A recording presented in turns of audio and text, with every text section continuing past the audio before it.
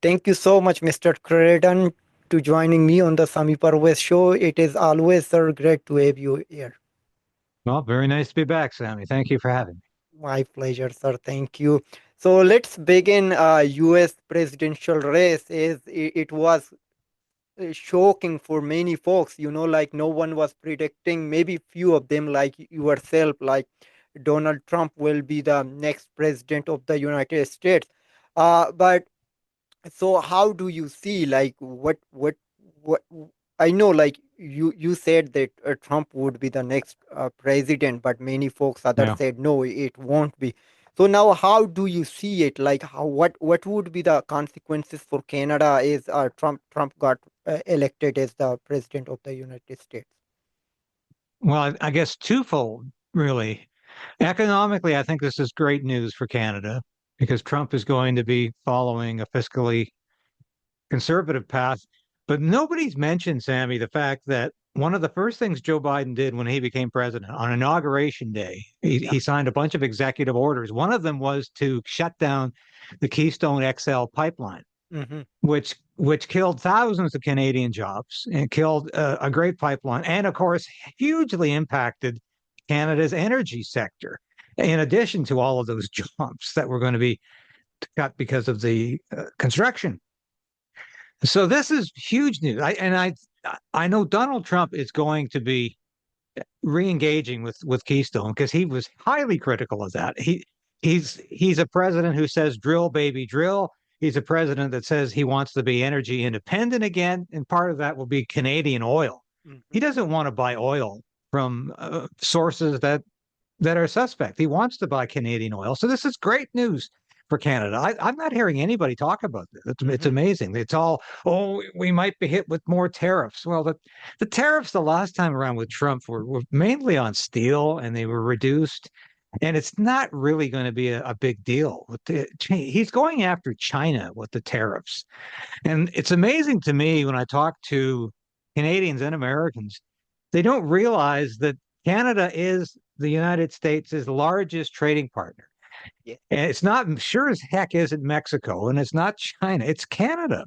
Yeah. And we stand to benefit from a prosperous US economy, which of course is what Trump had the last time around. And I anticipate that's going to happen again. Now, the other thing, and once again, I'm not hearing enough of this from conservatives in Canada, large C, capital C conservatives, who are very reluctant to say much about President Trump being reelected. It's all very low key, and yes, congratulations on your election victory, but Justin Trudeau gave Trump that much. Hmm. This should be an inspiration to Pierre Poilievre Yeah. that that if you stick to principled conservative views, if you speak out about the government getting out of your life, which he's done in interviews, but he's not saying enough of it right now. Now, Hmm. Trump essentially said the government is overreaching in all areas and has been since COVID to the max. He wants to see the government overreach end in social areas of our lives as well as economic. Pierre Poilievre needs to drive that point home. Canadians, like Americans, are sick of the government being a nanny state. And every time Justin Trudeau stands up and says, I'm going to give you dental care, I'm going to give you free birth control, people are just saying, get out of my life. Stop telling me what you're giving me. Get your hands out of my pockets and stealing my tax money so you can so-called invest it. I hate Hmm. that word. When government doesn't invest in anything. Yeah. Government spends money. It's Hmm. very good at spending money. And the more money you give it in taxes, the more money it will spend. Yeah. And that's what Justin Trudeau is all about. Pierre Poilievre has to emphasize lower taxes, lower regulations. He talks about the carbon tax a lot, but he's got to say the government needs to get out of your life. The government Hmm. needs to let you get on with your lives. That's why Donald Trump won. And you're right. I didn't see a lot of people predicting this. I knew Trump would win this time. The polling is always skewed against Trump, but yet he Yep. was at least even in Hmm. all of the polling I was seeing. He was edging ahead in all of the battleground states, which he ended up winning. Hmm. And you can't tell me that anybody who's drawing the kinds of crowds he was in New York City, of all places, like Madison Square Garden, that sold out. People were 10,000 people standing outside to listen to him. Kamala Harris did not get crowds like that. She did not talk to the media. She ran a horrible campaign. And you can't tell me that Americans didn't notice this time around. Fortunately, it looks like the cheating was kept to a minimum because I think that the voting was quite accurate this time. Mhm. Certainly, there were problems the last time around. When you look at the number of votes that were compared to this year, Yeah. it's very interesting. But Mhm. I think it was a fair election, and Donald Trump won, and he won in a big way that scared Democrats because they don't understand why this man has appeal. They don't understand why working class Americans vote for him. They just don't get it, and it's amazing to me because the Democrats have a message for elites that is just completely irrelevant and is almost hateful towards working class people. They don't want them to vote for them, Yep. and they have nothing but contempt Mhm. for a huge swath of the American public. And Biden called them garbage. Hillary Clinton called them deplorables. And that to me is indicative of how delusional and detached the Democrats are. And the liberals are in Canada too. Mhm. Look at the mainstream media. I know I'm running on about this, but look at the mainstream media in Canada. Well, you've got columnists like the usual suspects. I won't even mention their names. Once again, shouting hysterically about this is the end of civilization because Donald Trump was reelected. Mhm. They don't get it. The mainstream media will be gone probably by 2028. Mhm. I'm not the first person to say this, but I get the sense that it's not even going to be relevant in 4 years' time. And these people who are out there right now writing for the large publications like the Globe and Mail or the CTV News or CBC, I don't even think they're going to be working for the same, if working at all, but we're not working for that kind of publication. What you're doing here, Sammy, that this is the future of journalism. This is the future of journalism. This and independent and new media. This is what journalism is about today. Thank you. Thank you so much, sir. Your last words, those are lots of mean to me for encouraging me to do more. I appreciate it. You brought a solid point. Keystone Pipeline, which was cancelled, like day one when Biden took office. And we saw, like it was a great hope for Canada and Canadian, especially for oil and gas sector worker to have more jobs, like it was, I think, almost done during Trump administration. Like when he took office, he passed that law, allowed it, and I think it was about to complete, but suddenly canceling Excel pipeline. So I need to know, like, will Donald Trump like resign the document, whatever they call it. So we will have the Excel pipeline again.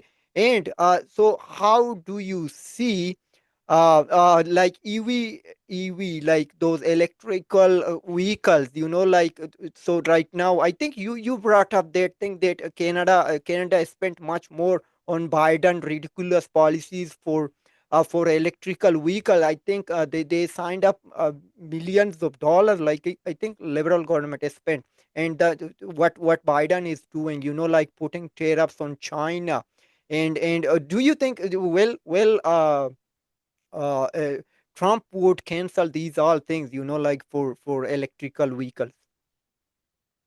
I think so because the green energy plan that came to fruition under Biden, it wasn't called the Green New Deal because people were saying they don't want the Green New Deal because that was identified with a radical wing of the Democratic Party. And as soon as you said Green New Deal, people thought, oh, they're going to outlaw air travel within the next 10 years. That's a stupid idea.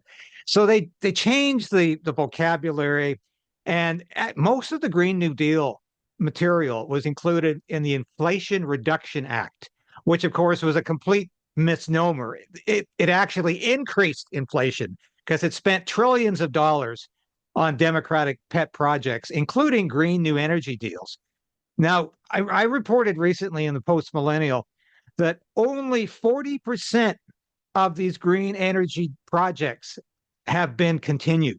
Mhm. 60% have canceled or have gone nowhere, largely because electric vehicles are not being mass produced by the big three in the United States. Ford especially has phased out their electric vehicles. They're reducing them, and it's the same with GM and Chrysler. So the popularity of the electric vehicles is not there with the public. They're not selling. They're huge rebates, and people are still not buying them, Yeah. largely because the infrastructure is not there to keep these things powered. And people are saying it just doesn't seem to work. And I guess the point is, no matter what Justin Trudeau thinks or says or feels about these green energy deals, it's ultimately going to be the private sector that says, no, we can't do it. We're not going to do it. It's not worthwhile. It's not cost effective. And now that we have Donald Trump back in the White House, it's going to be what America says is going to happen with green energy. Canada cannot go it alone on green energy. And if Trump reinvigorates Keystone XL, which I'm 90% certain he will, he was highly critical of shutting it down. It's going to mean a boon for the Canadian economic industry, the energy industry, and Trudeau can't say no to that. Hmm. Now, he's not going to he can't shut that down because it's going to mean thousands of Canadian jobs. As it was, his criticism of he was mutely critical of the closure, but did nothing about it. He at least said, "Well, it's unfortunate we're losing thousands of jobs." He didn't go over. He didn't say too much about the effect it was going to have on the Alberta energy industry. But I don't believe he'll make any attempt to stop it from reopening. And certainly, he really doesn't have the power to do that. He's a lame duck prime minister, and in effect, not in reality, but in effect, he is. And I can't see that happening. But it's all good news for Canada. And anybody who's looking at this pessimistically is not looking at it realistically. The only wrinkle here, but once again, this is up to the Trudeau government to adapt, is that Trump has promised to deport millions of illegal immigrants. I think he's serious about it. I don't think he's kidding. Where are these illegals going to go? I don't think they're going to go back to Mexico. Yeah. I think they're probably going to try to go north to Canada, like they did during the epidemic of about 3 years ago, 4 years ago now, Yeah. when we had all of that problem at Roxham Road, uh, 30, 40 miles south of Montreal. That's a possibility that we could go back to another border crisis. But it doesn't have to happen if we tighten our border security in accordance with what the United States is going to do. Once again, Canada cannot go alone. We can't have an open border now that the United States is shutting their border.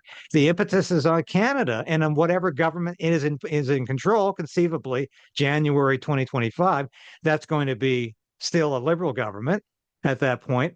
But that Trudeau government is going to have to get in on side with the new immigration policy, or it's going to be catastrophic for Canada. And that's something I think even Justin Trudeau is going to have to align himself with, because it's reality, and that's all they can do. But if you look at the faces of Chrystia Freeland and Justin Trudeau this week, it's just like it's a deer looking in headlights. They're scared. They're really afraid because they can see their own demise in Trump's victory. They can see their own destruction, and they realize that Canadians, like Americans, aren't that stupid. They can only fall for their lines for so long, and when they decide it's time is up, and that's what they saw with Trump's victory. Yeah, you are absolutely right. Yeah, I wanted to come up with Roxham Road and the illegal immigration crisis in Canada, what we saw back in 2017 when Trump when took the helm, like when he became the president, and then Trudeau put out that tweet, everyone is welcome to Canada beyond their race, religion, color. They are like fleeing from war or climate change or crisis, whatever. Welcome to Canada. So we saw like the hundreds of thousands just jump in, get in. Everything is there, like despite like right now we see like hundreds of thousands, even million people lined up at the food banks. And the food banks are under pressure, like many I think some were shut down due to like lack of resources. So do you think they will have a mechanism, or they would forward a policy to stop this illegal immigration crisis in Canada? I think reluctantly. I don't think they'll do it with any enthusiasm. But they've already said that they're reducing immigration over the next 2 years. There's going to be a cap Mm. after the next election, of course, but they're indicating that there will be a downward trend in the next couple of years. Now, people didn't really take that as seriously, perhaps, as they wanted us to. This will necessitate an immigration cap coming sooner rather than later because they're going to have to come to terms with the reality. And I don't think even somebody as politically stupid as Justin Trudeau is going to put a post on X again saying, come on to Canada. Because, and I'll tell you why. It's not because Trudeau doesn't think that might be a great idea, but the economy can't accommodate 1 million illegals coming into Canada. It just can't accommodate it. We don't have the housing, we don't have the jobs. And this will just make things worse. And it'll make politically things worse for the Trudeau government. And I think there's enough realists left in that cabinet, I hope, who will say, look, we have to get in line with the American immigration policy, or it's going to be absolutely catastrophic for Canada. And we just can't do it. I think that's political realism, if anything. I don't think that's where their hearts are or their minds really are, but they understand that reality changed on November 5th. It's no longer the same United States. It's no longer going to be an open border where people just walk across and literally were flown or bust to their choice destination around the United States. This went on for 4 years. It's mind boggling. And I mean, we had legal immigrants in the United States getting access to free Medicare that American citizens didn't have. They had access to legal advice that American citizens didn't have. They had access to education that American citizens didn't get. They had access to free accommodation that American citizens didn't get. This went on for 4 years. Americans finally said, enough. We're not putting up with this anymore. And I think Canadians were watching that too. And they were well aware that nobody was making up the open border crisis in the States. It was a stark reality. And there were criminals getting across the border committing crimes. There Yep. were tens of millions of illegals getting across the border and given opportunities that American citizens didn't have. And Canadians noticed this. So Yep. Trudeau's not going to get away with this in Canada. It's not going to happen in the limited time he has left before we have a new conservative government. Yep. Yeah. Yeah. You are absolutely right. And he also formed a Canada-U.S. relation committee or a task force, something like that, named some of his cabinet ministers. Do you think it would make any impact, like to make the Canada case more stronger, or we have the same thing what we had in the past? Well, I don't think it's going to have an impact on his political survival. He is in survival mode. I think he just has to adapt to survive for the country to survive right now. And I think that's the only thing he's going to be thinking. He's not thinking in terms of how do I use Donald Trump's victory to win the next election. I think he will try to suggest that Donald Trump is a bad idea, but he can only go so far with that. That's the thing here, because he has to work with Donald Trump for as long as Trudeau remains in power. And as long as the Liberal government remains in power, it has to work with Donald Trump. It can't alienate Donald Trump for fear that there will be reprisals for Canada. It cannot get on the Trump derangement syndrome bandwagon because it's just bad politics and it's bad policy and it's just impossible. And this is why you've already seen Justin Trudeau, congratulate Trump on winning. A lot of people were shocked he did that. Well, of Yep. course he has to do that. This is a man he's going to have to work with. Probably not for long, but he will have to work with him again. And it's political reality. So I don't think there's any good news in this for Justin Trudeau or his government. There's good news for Canadians. And like I say, there's great news for the Conservative Party of Canada if they get over this, I suppose, unreasoning fear they have that Canadians don't like Donald Trump, and it's not good to be seen too close to Donald Trump, which I think is, if it's true, if it was ever true, I don't believe it's true anymore. I think Canadians are looking at this as a victory for democracy. Hmm. And but you earlier you mentioned, like conservative are not taking it as a advantage, as advantages. As Trump won, like they are just congratulating, but not taking the opportunity to say we have a great president on the other side of the border. Like I think we saw like from all Western world or all top world leader congratulate Donald Trump, including Justin Trudeau. It means they maybe they were very excited, like somebody one who is more capable than Kamala Harris. Like they always talk about only the those gender issues or climate change or DEI, nothing else. Like there are some real issues, like Ukraine war, Middle East war, and other global issues, which should be talked about or which must be spoken, but we don't see it. So how do you see as a worldwide? Like Oh, like is it uh, good? It would make a great impact on the world side. well, I think that's probably the best news of all. And thanks for reminding me, is that we're probably not going to have World War III now, Hmm. where we were on the brink of World War III for the last 4 or 5 months in Ukraine, Yeah. increasingly in the Middle East. Both of these spots have the potential to erupt into a nuclear war. We're very close to one in Ukraine. That fear is subsiding. Vladimir Putin realizes that there's a chance now to negotiate. Trump has already said, let's let's stop the war in Ukraine. Let's talk about, if Ukraine ever becomes a member of NATO, it won't happen for 20 years, and I don't think NATO will be around in 20 years. So Hmm. that figure is really neither here nor there. It's basically saying never. Yeah, but I think that is giving people hope. Let's stop this war in Ukraine. And if the United States stops the the pipeline of armaments and money flowing into Ukraine, that war will be over.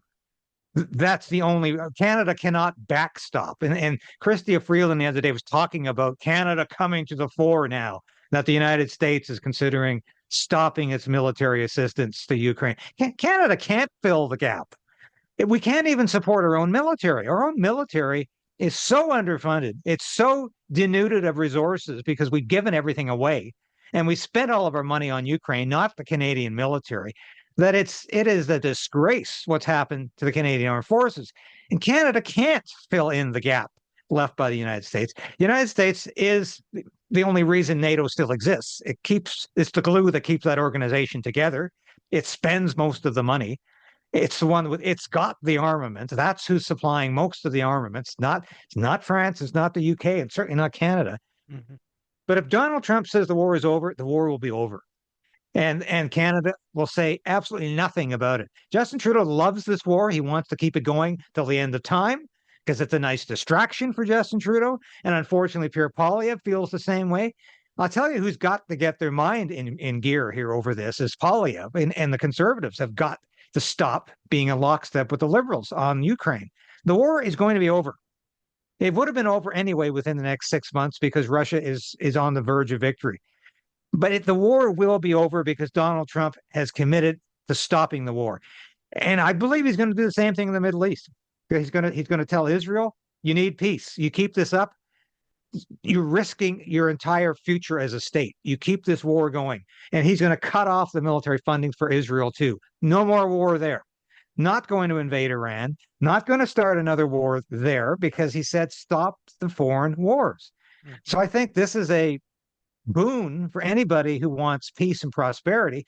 And let's focus on trade again, Yeah. not on starting a war with third world countries, not on starting a war in the Arab world and a war in Eastern Europe. And it is a recipe for disaster. And the only people who are benefiting from this or the people in the military-industrial complex.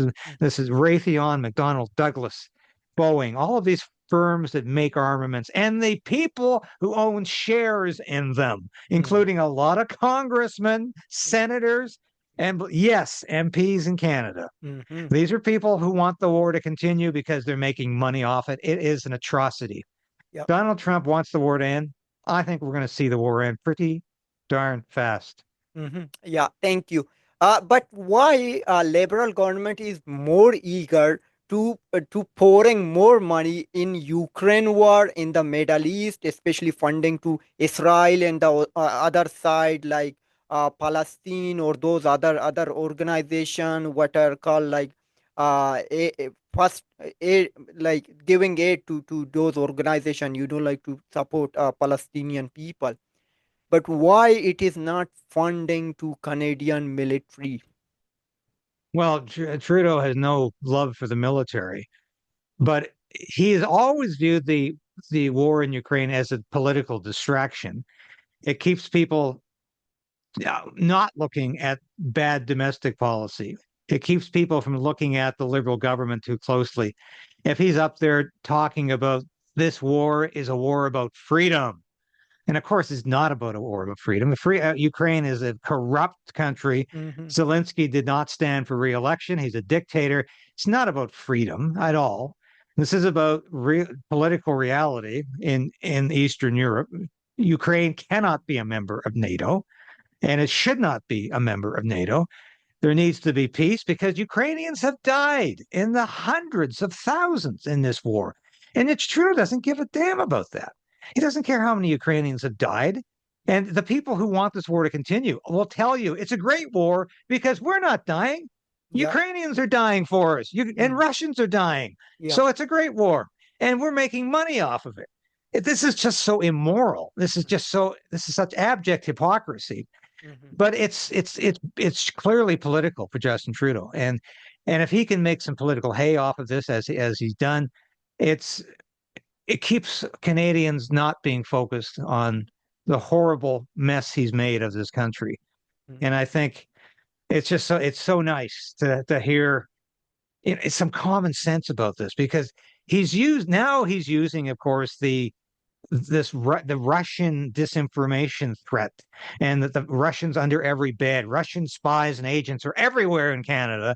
So he doesn't have to talk about China. He doesn't have to talk about Chinese election interference. He can talk about Russia trying to bring down Canada. And there's really not much evidence of Russia trying to bring down the government of Canada. Clearly, if they were, they've done a very bad job of it. But China has done a very good job of propping up the Liberal government. And that's what Justin Trudeau doesn't want any questions about. As long as we talk about Russia, Russia, Russia, and about the war in Ukraine, we won't be talking about China and Chinese political interference. Mm-hmm. Yeah. Uh, so you also had an interview with Sam Cooper, the great investigative journalist and the chief of the bureau. Yeah. So what did you find with respect to foreign interference? And they also did a press conference where at least four folks' names were released, including two Liberal MPs. Yeah, I finally we had some names, and they've all denied having any influence. One of the names was actually tied to Premier David Eby Mm-hmm. in in British Columbia, who just narrowly won re-election. That was another tragedy. But we're finally seeing some names. But it absolutely amazes me what we're discovering about this whole episode is that, and I talked about this the other day. This is something else that Sam has recently wrote about. This Winnipeg microbiology lab, which of course was a huge story in March and April of this year, and just once again disappeared. Nobody wanted to talk about it anymore. But yet we're finding out that CSIS warned the government 7 months in advance that these scientists were actually engaging in espionage, were sending back data as well as material from the lab to the People's Liberation Army in Beijing, that they were working for China. And they were part of a Chinese program that deliberately puts scientists in foreign countries so they can do that, so they Mm-hmm. can work for China. And the question now people are asking is, did Canada contribute to the creation of the COVID virus? Mhm. Did Canada have anything to do with that? Because that's what these people were working on in Canada. Did we provide the lab space, the time, and the energy to create the COVID virus? I think it's a very good question. And the other question I'm asking is, did these people just quietly get released from their jobs and sent back to China? Did this happen because Trudeau said, okay, we're going to be quiet about this. We're not going to say a word, but I expect your help in the next election because I know you can do it. You've done it. You've got people positioned here in Toronto who can help us. I expect you to help us if I help you. I think that's a question that needs to be asked.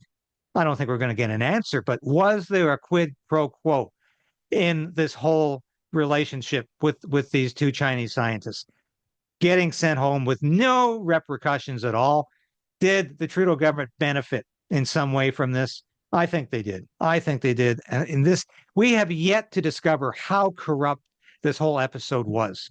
Mhm. And thank God Sam Cooper is on the case. I'm on the case to some degree, but Sam spends a lot of time on it. We need half of the press corps in Ottawa should be looking into this to some degree. And they're not. They're, no, they're more interested now in these Russian agents under every bed than they are in discovering whether Canada had anything to do with the creation of the COVID virus, which, of course, most people realize now was released from the Wuhan Institute of Virology in China.